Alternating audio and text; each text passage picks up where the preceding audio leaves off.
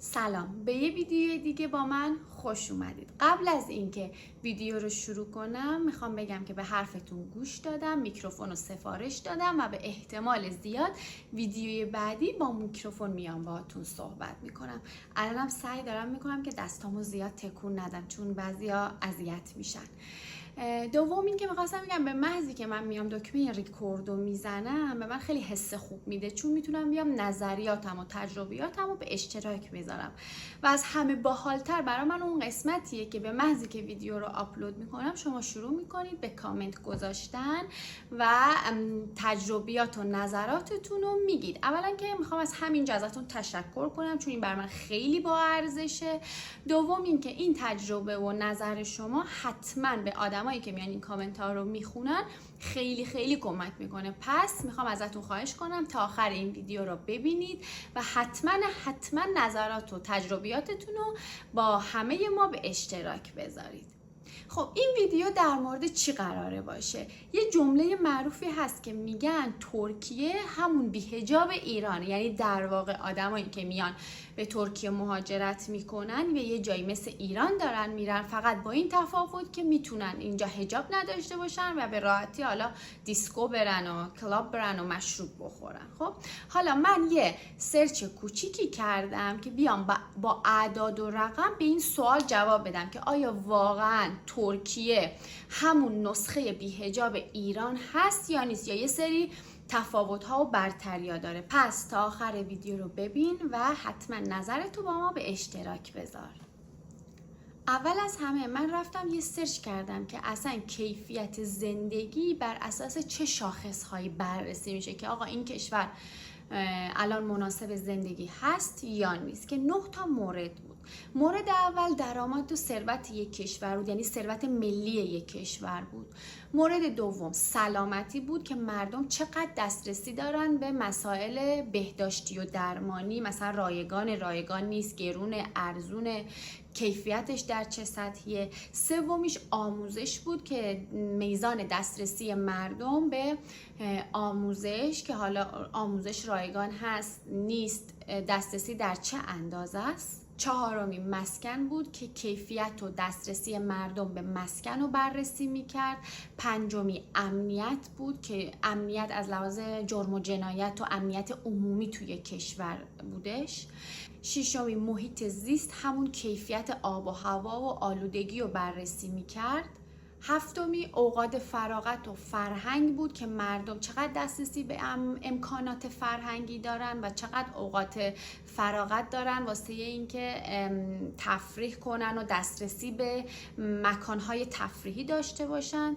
هشتمی حمل و نقل بود، کیفیت حمل و نقل توی اون کشور. و نهمین موردم تعامل کار و زندگی بود که میزان ساعت کاری رو نشون میداد که مثلا توی یک کشور هر فرد در طول روز چند ساعت باید کار کنه که بتونه مثلا امرار معاش کنه و اینجور داستانا. خب بعد از این بررسی کلی من رفتم شاخص اعداد و ارقام مال ترکیه رو توی این موارد در آوردم که آقا این موضوع ترکیه تو چه سطحیه، مثلا بالای، پایین، متوسطه.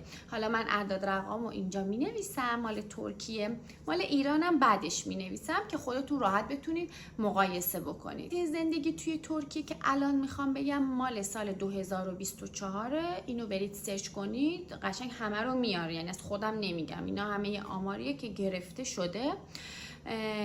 مال ترکیه رو مال 3 تا شهر استانبول و ازمیر و آنکارا رو بررسی کرده که یه اطلاعات کلی داده. اولیش قدرت خریده که گفته، من الان باید به تقلبام یه نگاه کنم که اعدادا رو درست به شما بگم. گفته شاخص قدرت خرید توی ترکیه پایینه، یعنی 52.96. بعدی که بررسی کرده شاخص امنیت توی ترکیه، یعنی امنیت اجتماعی، جرم و جنایت، گفته متوسط، حدوداً 59. شاخص بعدی مراقبت های بهداشتیه که گفته توی سطح بالاییه، حدوداً 72. شاخص آب و هوا، یعنی از لحاظ آلودگی خیلی بالاه، 93.23، یعنی آلودگی بالاه. شاخص هزینه زندگی، این برای من خیلی جالب بود، زده بود شاخص هزینه زندگی خیلی پایینه، یعنی هزینه های زندگی توی ترکیه در مقایسه با بقیه کشورها ارزون تره، پایین تره، حتی پایین تر نگفته بود، بسیار پایین گفته بود، حدوداً 36.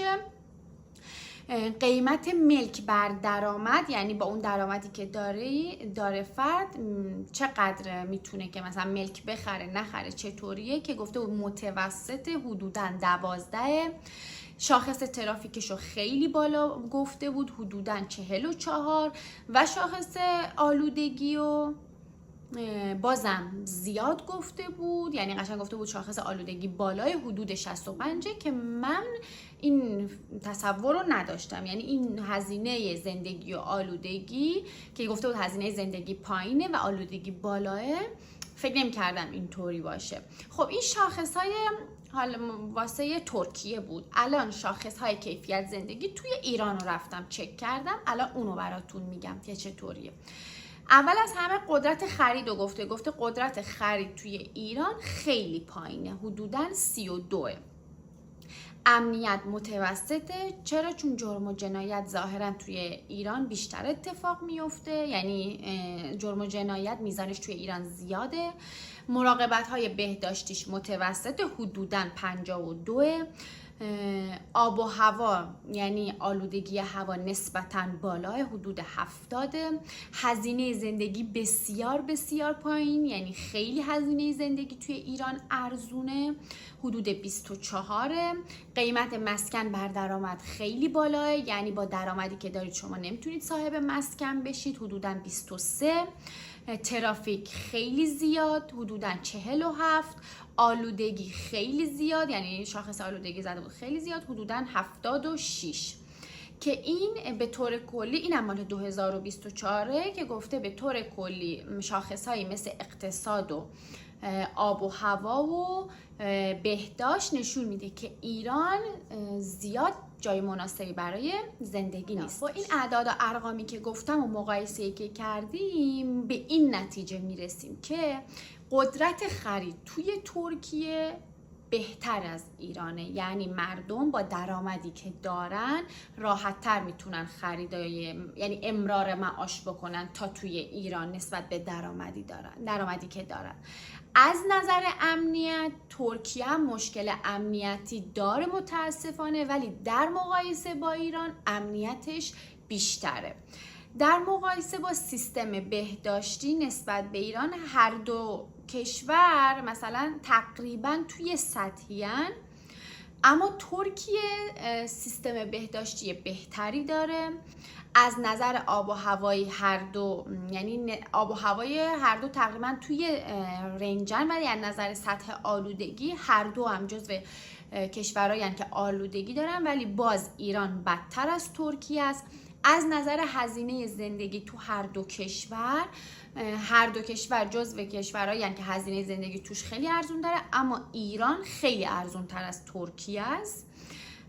قیمت مسکن به درآمد که کلا توی هر دو کشور مشکله، ولی با این حال ترکیه شرایط بهتری داره. فکر کنم یه دلیلی هم که ایرانی‌ها میان ترکیه را خونه میخرن دلیلش اینه که با پولی که دارن توی ایران نمیتونن خونه بخرن، یا یه خونه‌ای با سطح کیفیت پایین باید بخرن، ولی میان اینجا خب یه خونه با سطح کیفیت بالاتری میخرن. در واقع خرید مسکن توی ایران سخت‌تره تا توی ترکیه. مشکلات ترافیکی هر دو مشکلات ترافیکی بالایی دارن، ولی ترکیه باز کیفیتش بهتر از ایرانه از این بابت، یعنی مشکلاتش کمتره. خب حالا طبق این بررسیایی که کردیم الان وقتشه که شما نظرتون رو بگید. آیا بازم ترکیه همون ایرانه که شما میایین فقط اینجا بی‌حجاب میشین توش؟ یعنی شما الان بازم همون نظر رو دارید؟ آمار میگه اینطوری نیست، هر دو یه سری مشکلات دارن، که تقریبا شبیه به همن، با این تفاوت که یه مقدار خیلی کمی سطح کیفیت زندگی، حالا نسبت به درآمدی که داری، نسبت به موقعیتی که داری، نسبت به آب و هوا، شرایط بهداشتی و سلامتی، شرایط محیطی، توی ترکیه کیفیت زندگی بهتری رو تجربه میکنی. خب من میخواستم واقعا به این سوال پاسخ بدم، برای خودم هم جالب بود، رفتم که راجبش تحقیق کردم که ببینم مثلا داستان چه قراره. امیدوارم این ویدیو برای شما مفید باشه. مرسی که مثل همیشه همراهید. نظر دادن رو فراموش نکنید، نظر دادن شما خیلی به من کمک میکنه، هم به من کمک میکنه برای ساخت ویدیوهای بعدی، هم به بقیه کمک میکنه که از تجربه های شما هم درس بگیرن. مرسی که تا آخر ویدیو با من بودید. تا ویدیوی بعد شاد باشید و خدا نگهدار.